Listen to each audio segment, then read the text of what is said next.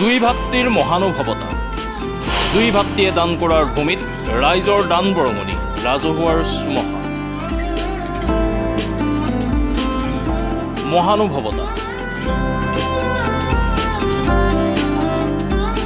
নলবাৰী জিলাৰ পশ্চিম প্ৰান্তৰ এখন উল্লেখযোগ্য গাঁও বেলশৰ। এটা সময়ত সেইখন গাঁৱৰে দুগৰাকী মন্ত্ৰী আছিল।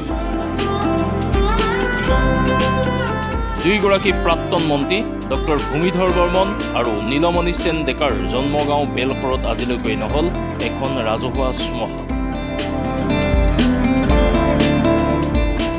অসমৰ দ্বিতীয় বৃহত্তম গাঁও হিচাপে স্বীকৃতি পোৱা বেলশৰৰ কোনো ভূমিহীন লোকৰ মৃত্যু হ'লে সৎকাৰৰ বাবে লাগে হাহাকাৰ। কোনো পৰিয়ালে উপযুক্ত ঠাই অভাৱত ঘৰৰ নিচেই ওচৰতে মৃতদেহ সৎকাৰ কৰিব লগাৰ অৱস্থাৰ সৃষ্টি হৈছে। স্থানীয় ৰাইজে বহুবাৰ আবেদন নিবেদন কৰিও আজিলৈকে এখন ৰাজহুৱাৰ শ্মশান নিৰ্মাণৰ বাবে কোনো এখন চৰকাৰৰ পৰা কোনো চৰকাৰী আঁচনি লাভ কৰা নাই।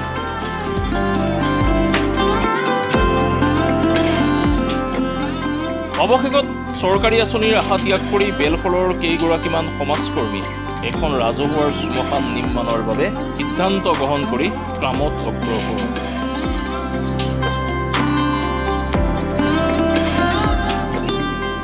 তাৰ মাজতেই বেলশৰৰ দুই ভাতৃ তথা সমাজকৰ্মী জিতেন শইকীয়া আৰু পুতুল শইকীয়াই ৰাজহুৱাৰ শ্মশানৰ বাবে দান কৰাৰ ভূমিত ৰাইজৰ দান বৰঙণি নিৰ্মাণ কৰা হ'ল ৰাজহুৱা শ্মশান।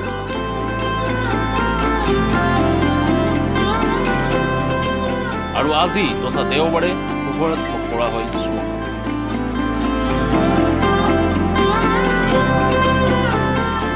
ৰাজহুৱাৰ শ্মশানখনৰ ভূমিদাতা দুই ভাতৃয়ে দান কৰাৰ পূৰণখন উদ্বোধন কৰে বয়োজ্যেষ্ঠ সমাজকৰ্মী প্ৰমোদ চন্দ্ৰ।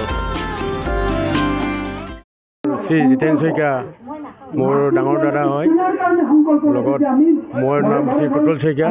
আমি গুৱাহাটীত বাস কৰোঁ। আজি বহুদিনীয়া সপোন এটা ইয়াত পূৰণ হ'ল।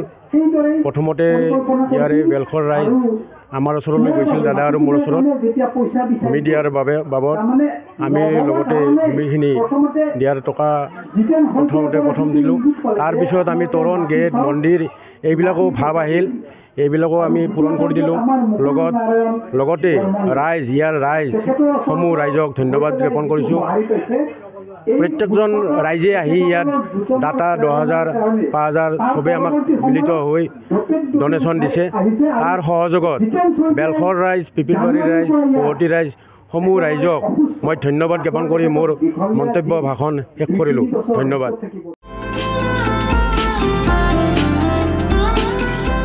শ্মশানৰ লগত নিৰ্মাণ কৰাৰ বিষ্ণু মন্দিৰ উদ্বোধন কৰে মুকুট বৰমন। ধন্যবাদ।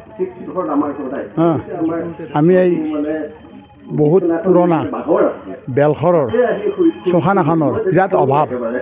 এইখন 22 চনত উদ্বোধন মাটি কিনি দি কমিটিক চমজাই দি খুব সুখী এটা ভাৱ কৰিছিলোঁ। সেই ভাৱৰ বিনিময়টো লৈ এতিয়া আমি তৰণ দান, কল দান, মন্দিৰ দান, ৰাইজখিনিক মাতি আজি আমি কমিটিক আৰু ৰাইজক গতাই দিম। আজিৰ পৰা খুব কমিটিখনে চাফা চিকুণকৈ পৰিষ্কাৰ কৰি ৰাখিব লাগে আৰু কিবা অসুবিধা হ'লে জিতেন শইকীয়াক জনাব লাগে। সেইখিনি ফিল আপ জিতেন শইকীয়াই কৰি দিব। সদায় দায়িত্ব থাকিব। মই কমিটিক বেয়া পাম, ৰাইজ বেয়া পাম, কিন্তু শ্মশানখনক মই বেয়া নাপাওঁ। শ্মশানখন মোৰ সদায় পবিত্ৰ স্থান মোৰ কাৰণে। মই কেতিয়াও শ্মশানত আহি পেলাই গা ধুই পেলাই ঘৰত সোমোৱা নাই, কেতিয়াও ভবা নাই মনে দি। মই সদায় শ্মশানক আহোঁ, সদায় ঘৰত যাওঁ, ভাত খাওঁ, ধুনীয়াকৈ ৰেষ্ট লওঁ, আকৌ শ্মশানত কাম কৰিব আহোঁ। 7টা বজালৈকে থাকোঁ। মই কোনোদিন বেমাৰ, মই লিভাৰ পেচেণ্ট, লিভাৰ আজি 6 মাহ আগত বদলি কৰিছোঁ। মই কোনোদিন অনুভৱ কৰা নাই। শ্মশানখন কৰি মই বহুত ওপৰলৈ যোৱা পাইছোঁ। মই বহুত এটা মিনিষ্টাৰ কেবিনেট হতকৈও মই আৰাম পাইছোঁ। মই যদি কালি কেবিনেট মিনিষ্টাৰ হ'লোঁ হয়, তাতকৈ মই এইখনত আৰাম পাইছোঁ। কাৰণ কেবিনেট মিনিষ্টাৰ 5 বছৰ থাকে। মোৰ দেউতাৰ নাম, মোৰ নাম সদায় থাকিব বুলি ভাবিছোঁ। কাৰণ শ্মশান মানুহ থাকিলে শ্মশান থাকিবই স্কুল মাৰা গৈছে মেডিকেল মাৰা গৈছে মন্দিৰ মাৰা গৈছে শ্মশান মাৰা নাযায় শ্মশান সদায় থাকিব মই শ্মশানখন লাগে মানে মই ডেড বডিৰ লগত সদায় জড়িত থাকোঁ বেমাৰীৰ লগত জড়িত থাকোঁ দুখীয়া মানুহৰ লগত জড়িত থাকোঁ যেতিয়া ডেড বডিবিলাক আনো মই ৰাস্তাত পুৰিব লগা হয় মই খৰি দিওঁ কাৰোবাৰ পইচা দিওঁ কিবা দিওঁ মই দিওঁ কিন্তু মই মাটিখিনি দিব কাৰণে ৰাস্তাত পুৰি পেলাই থৈ যাওঁ ৰাস্তাত পুৰি পেলাই থৈ যোৱাত মোৰ সেইটো বৰ দুখ লাগে তেতিয়া কমিটিয়ে মোৰ তাকে গৈছিলে যে এনেকৈ যেতিয়া মাটি অলপ পাইছোঁ তুমি কিনি দিয়া বা পইচা দিয়া মই ক'লোঁ মই মাটি কিনি দিম দৌ ভাই আমি লগাম মোৰ ভাইটি আছে ভাইটিৰ লগত লগাম লৈ পেলাই মাটি কিনি দিম মাটিৰ পইচা দিব দিনা আমাৰ এনেকুৱা এটা মন হৈছে পৰিষ্কাৰকৈ শ্মশানখন বনাম পৰিষ্কাৰকৈ শ্মশানখন বনাম বুলি কমিটিক প্ৰতিশ্ৰুতি দিলোঁ তাৰপিছত মোৰ বেমাৰ চিৰিয়াছ হ'ল লিভাৰ বদলি কৰিব লাগিব হায়দৰাবাদ চেন্নাই গোটেই দিল্লী মুম্বাই গোটেই মাৰি লাষ্টত মোৰ ভাল হ'ল দুৰ্গা পূজাৰ সময়ত অপাৰেশ্যন হ'ল 3 মাহ মই ৰেষ্ট ল'লোঁ ৰেষ্ট লৈ আহি মই শ্মশানত বহি